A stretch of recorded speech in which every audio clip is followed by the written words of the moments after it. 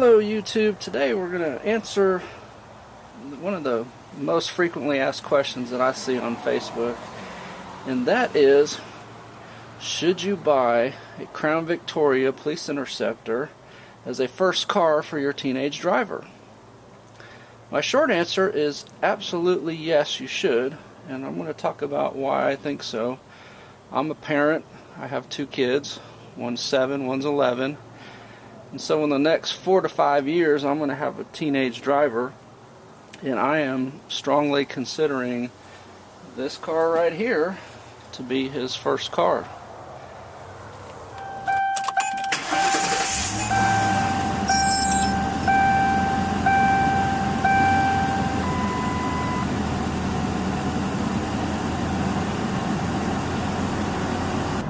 Now, one factor that probably most parents are going to be looking at is the cost of the vehicle that they buy for their child. And unfortunately, unless you're very wealthy and looking for something brand new, you're probably looking at a used car. And as far as prices go, typically you get up over 100,000 miles is where you start seeing the cheapest cars. But of course, a lot of cars over 100,000 miles are going to start having problems.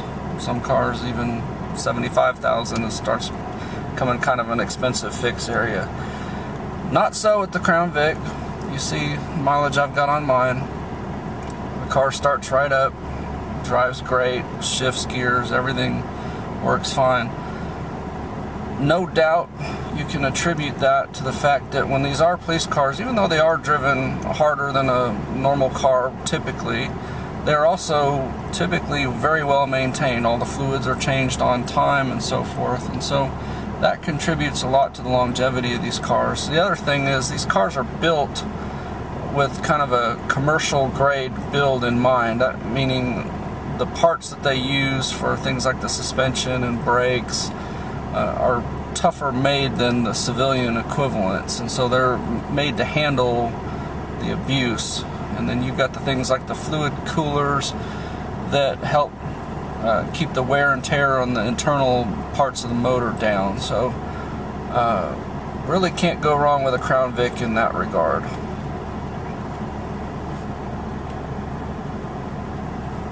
Now you see mine has 4,836 idle hours on the engine. What that means is this car is sat just like it is now in park or neutral with the engine running for that many hours. Ford says 33 miles per idle hour is a equivalent. Now there's a big debate, of course, online. Does that mean just for oil changes, or is that actual wear and tear? I tend to think it's fairly comparable to actual driving wear and tear. If you put the car in drive and you drive 33 miles an hour on a level ground consistently, the engine RPMs are going to be pretty close to idle, and so I think that's where they come up with their equivalency as far as idle hours. But obviously this car has 108,000 miles plus that many idle hours, and it's still running great. Now, gas mileage is probably going to be the big knock on these cars compared to buying your teenager a smaller 4-cylinder. You see right now I'm at the about 3/4 mark. I've got 81.5 miles on the trip odometer. Typically I will get about 240 to 250 miles before I'm between the quarter and the E, and I typically fill up. I don't push it. That equates to about 15 to 17 miles per gallon. The reason I say that is I keep very accurate mileage records for business, and so I have every receipt of every tank full I've ever had. I reset the trip odometer when I fill up, and then I write down the miles driven, and then I fill up again, and obviously take the miles driven, divide by the number of gallons, and that gives me the miles per gallon. Every tank full of every Crown Vic I've owned has been either 15 something, 16 something, or rarely I'll get 17 something miles per gallon. Now that's me driving as efficiently as I can. I don't sit and idle normally. I am now just because I'm shooting a video, but normally I start the car, drive to where I'm going, park and get out. I don't drive around parking lots looking for a parking space. I park at the first available space and get out, things like that.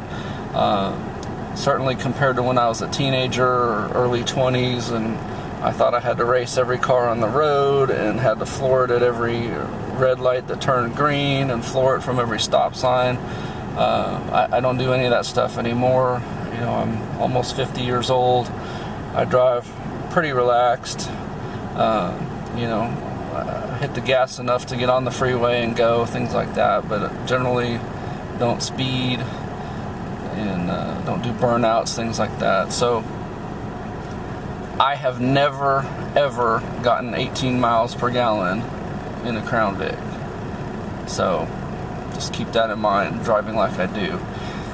If I had this as a teenager, it probably would get 12 to 14 miles per gallon, be my guess.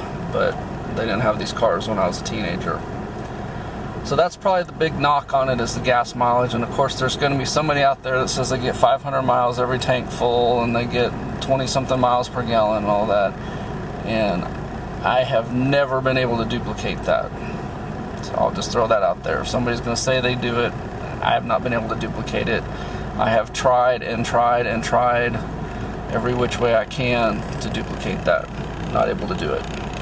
It's the Ford 4.6 liter V8 2-valve per cylinder motor, 281 cubic inches, approximately 250 horsepower.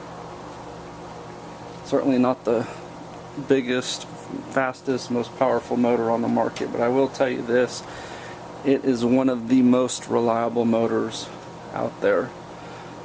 People always talk about Toyota Camrys and Honda Accords and things like that, but Ford Crown Victoria will hang with any of those and arguably beat those vehicles. So why do you want to buy this car for your teen? Well, I'll tell you, number one, if you do have any problems with anything, I have videos how to fix most things, and then I have videos on how to do all of your maintenance work, like oil changes and so forth. I'm a firm believer that your teenager should know how to do at least some basic maintenance on the car. Certainly the more they learn, I think the better off they're going to be. And this is a great car to do it on. It's very forgiving, very easy as far as working on things. And like I said, with me having videos on how to do it, really can't go wrong with that. Of course, as parents, our most important concern by far is the safety of our kids. And that's another reason why this car just shines above other vehicles that you could buy your teen. The handling and braking on this vehicle, I hesitate to say second to none, but it's certainly up there as far as all the vehicles that you would probably consider. It's going to out-brake and out-handle any of your smaller four-cylinder cars. It's designed, obviously, if you know anything about autocrossing, it's kind of got that sort of setup. That's your typical police pursuit, is going to involve a lot of autocross type driving. And so me personally, I think every vehicle on the road should have police brakes and police suspension, but you know, most of your car manufacturers put in little rinky-dink brake rotors and brake pads on their cars, and you know, they try to put on a comfort suspension which may not handle well. So why is that important? Well, obviously the main goal is to avoid an accident, and I can tell you that avoiding an accident requires a combination of factors: handling, braking, and ironically even accelerating at the right time. And that's what this car is designed to do. It's designed to avoid an accident. So, you know, if you need to hit the gas to get away from something, you've got it. If you need to hit the brakes to stop quickly, it'll do it. and of course it will safely turn and corner to help get away from any danger on the road. And of course, if your child is not able to avoid an accident, these are well-built vehicles with a good safety record as far as if there is a wreck. And as far as cost of repair, this is a body-on-frame designed vehicle.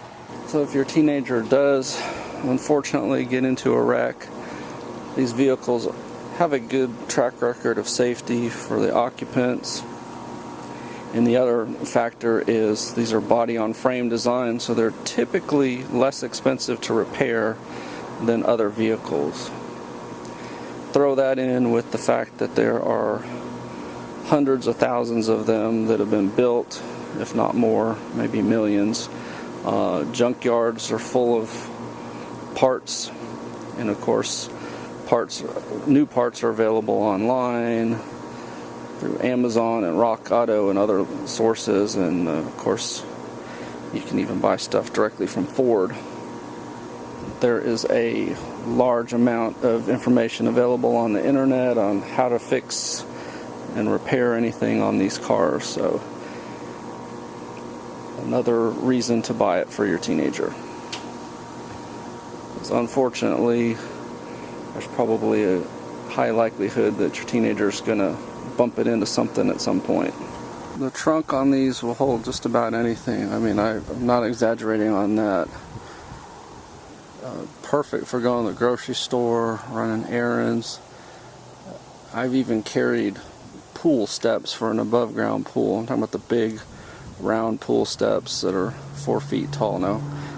Granted, I wasn't able to close the trunk, but I was able to haul them. So I mean, it's almost like having a pickup truck or an SUV. Just really not a lot of things that you can't haul in this car.